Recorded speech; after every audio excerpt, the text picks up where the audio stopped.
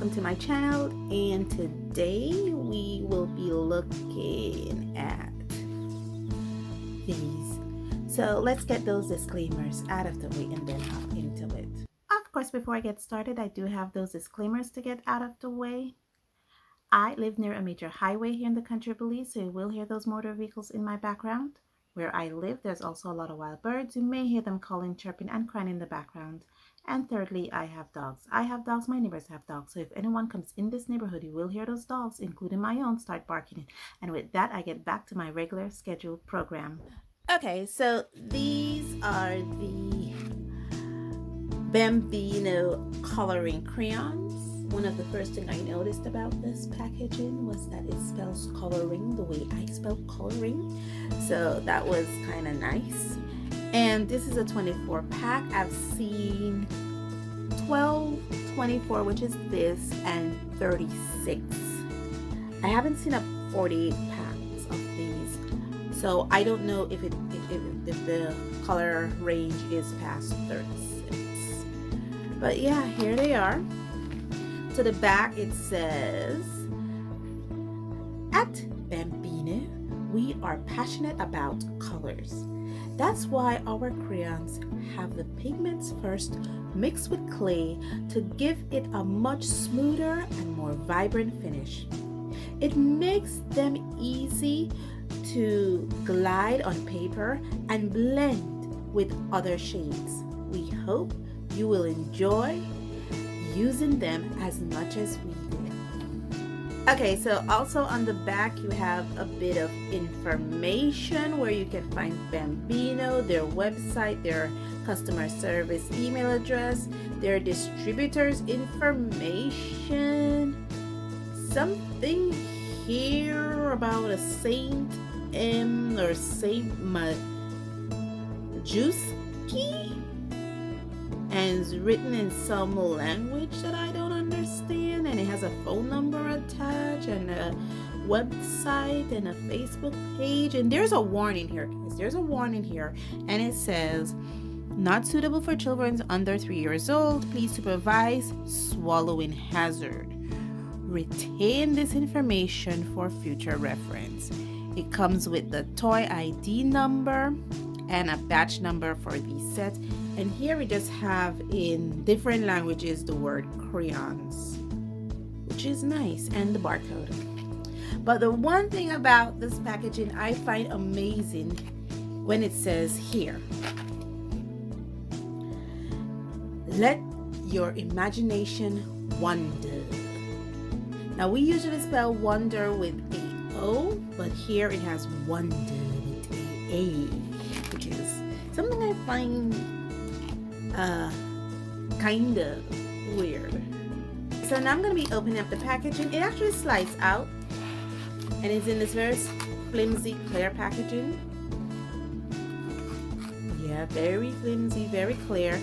One of the two things I notice about these crayons, besides the fact they're made from clay, is that when you look at the actual crayon themselves, they're very small. They're extremely small. Let me compare this to a Crayola.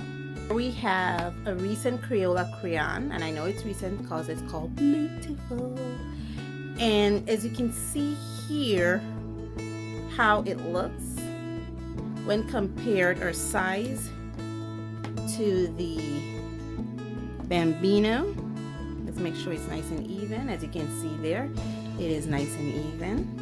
Bring you guys down a bit closer. So it's nice and even. We stand it up. It's so much more smaller and thinner than the Crayola, as you can see. So yeah, this reminds me of, in my country we sell these little things called dollar crayons, where you get like maybe 4 of them in a pack, and this reminds me of the dollar crayons. They're thin like these, and they're about this size or smaller, and you get 4 in a pack. And if you want some that are about half this size, about here, you know, they come with like 12 in a pack. I found about these, they are smooth, vibrant, easy to blend, easy to glide on paper. They are washable and they're great for children and adult colorists. So these right here, these two down here is actually the Bambino. This is 100% watercolor paper. I believe this is the B paper, watercolor paper. And what I did is I did two things. The yellow, I encourage you guys a bit closer so you guys see what I'm doing here. The yellow is this color here, the Bambino yellow color here, and I put this on here, and then I use just water to see if any color will be extracted, and there was very minimal colors. So I do believe it is washable, but maybe not water soluble. And the orange color is this red color here, and this is actually odorless mineral spirits, because sometimes you can use odorless mineral spirits kind of soften a crayon a little bit. And yeah, it was able to pull some colors out. I think if I put more, I would able to get a better color, but you still see ghosted. Okay, so I'm sure you guys would have seen this before. Let me give you guys a bit of light. This is my blue blend. So basically, I just take a bunch of blue crayons and I put it on this paper. This is actually joint paper.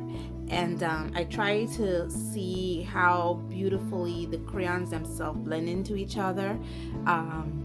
This is the crayon from 1978. This is the one with Beautiful, 1978 one. And these are some others that I have. And what I've noticed, this is the Bambino, and look how seamless and beautiful that blend was. It reminded me of a Prismacolor kind of blending, but like a harder Prismacolor. Not like the blending is smooth and soft like Prismacolor, but the actual pencil himself, the quarter pencil, is a little hard. That's what it reminds me of. That's why I said the blending itself reminds me of a Prismacolor, but the wax itself or the clay itself is really hard, but it's very smooth. I'm almost mistaking it for a woodless colored pencil because how smooth that blend was. And this is on drawing paper that I found in my country. I also did another test with it. Let me see if I find a sketchbook. Oh, it's right here. Where I put it, this is the Fabriano Studio hot press paper, 50% cotton. I did a test with it here, as you can see, this one here, on this paper, and this is what I'm talking about. Look at the blend. Now this here is Prismacolor. See, this is the Prismacolor right here, and this is the Bambino. You be the judge.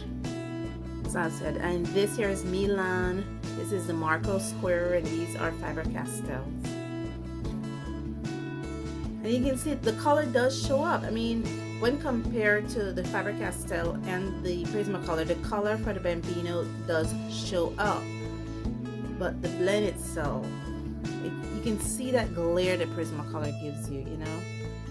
Yeah, there's a little glare in it. The Bambino doesn't give you that glare that much. The Marco, the Milan gives you it, the Faber-Castell doesn't, but that waxy glare. The Bambino doesn't give you that, which is really nice. Okay, so I have been doing some tests with these, trying to, figure them out, trying to, know what I'm working with before I get into a color illustration. Talk about these crayons themselves. It comes with 24 colors. Don't ask me the color names because the color names are not written. As you can see the box, they're not indicated anywhere. And the only thing I could say, it comes with on the labeling, maybe this is not the best color to choose. Let's use this one. It comes with the name of the company, Bambino, and then it has this marking here, which I can't pronounce.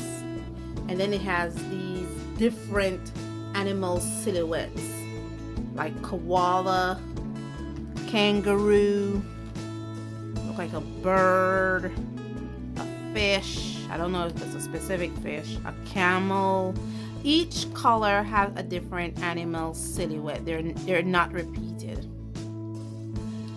That's the first thing I noticed. I guess this is for the white rabbit. So yeah, each one comes with a different animal silhouette. The color ranges from what I would believe is white to this color. I don't know what this color is. I guess this is their version of peach. It has a yellow. I think this would be their representation of a yellow ochre. It has this, which is like a orangey kind of red kind of color. So I guess this is their orange. I am thinking this is like a vermilion. It has this color, which maybe is a crimson. Maybe this is an alizarin crimson, a rose. It has this color here. I don't know what that color is either. This color here, which is like a purple, blue purple kind of color, because it has this color here. It has this color here, which so reminds me of Fuchsia. This color here, which reminds me of phthalo. This color here, which reminds me of cerulean. It has this color, which reminds me of a teal, you know, or some kind of dark phthalo green. It has this color here. This color here, which reminds me of like a this could be sap green or hooker's green, depending on the mixture. It has this color here, which could be like a natural sienna. This, which could be like a dark umber, a black. It comes with this gray here, which is like a warm gray number 7 or number 5 or 6. It has a silver and a gold. And then these are how the colors are all swatched out in their respective order on black paper. I love how the white shows up. It really shows up and shows out. Okay, so yeah, now that we have done the actual information portion of these, it's time to get all color up. I have an illustration all pre-lined up for this right here. Of course, I'm doing the palette sticks. I'm working with crayons, guys. This was from a company on the website. This is from artprompt.org. I downloaded you go on artprompt.org, you get an art prompt. It gives you an art prompt and then you draw it. So my art prompt for art from artprompt.org is a plate of pancakes piled high. And so I drew a palette sticks looking at some piled high pancakes. And yeah, well, we're working with crayons, and as you all know, the year of the crayons, we only do palette sticks. So yeah, like this book is really nice. I know a lot of people don't like drawing paper, but I really love using drawing paper when it comes to coloring pencils or crayons. I just love it. It just gives it a wonderful feel. Let me see. Well, those are crayons. Yeah. I just like that crayony feel on drawing paper. It's so gorgeous.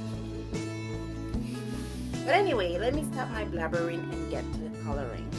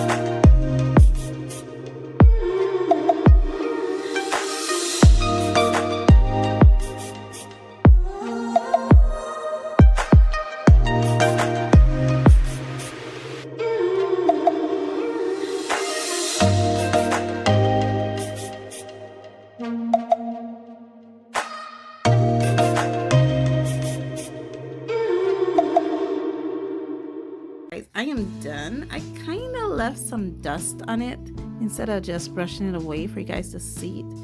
There's not a lot of dust, as you can see, but it's still dusty nonetheless. You have to be careful with these dusts because what happens if you brush them away with your hands, you can easily smudge. Let me show you. Let's see, I decided to brush away with my hands and I just do this. See? It actually colors the paper.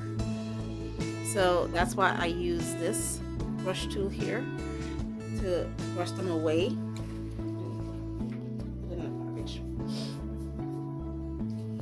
Because it kind of reduces this little effect here. Sorry about that. I didn't mean to hit the camera. Yeah, it kind of reduced that. So that's why I chose to use the brush tool. But apart from that, it is it was actually a very enjoyable experience. I am not gonna lie, I got lost in the coloring process a bit. You know, it was like just getting lost. Sorry if you're hearing the television. My husband is watching a movie, and hoping I'm speaking loud enough. And I usually add music when I'm doing my stuff, so you don't really hear his music stuff. But yeah, it was actually a very, very enjoyable experience. I probably might go over this with some of this color here to produce a sky, and just to make it look kind of finished, I guess. But all in all, it was an enjoyable experience. I really, really did enjoy using it. I really, really, really did got lost in my coloring process. My only complaints are the actual dust that left behind and these labels, because look at, you see that it's not completely sealed and sometimes it gets caught. Let's say, was this one of them? Yeah, it gets caught. Like, let's say this one is turned this way and then this one is turned this way, they get sticked together and you find yourself having to try to peel it off. Yeah, so the labels are not completely sealed. Yeah, see, not completely sealed at all. That's like the only complaints I have. And it's kind of small, it feels very fragile, and I didn't want to break it.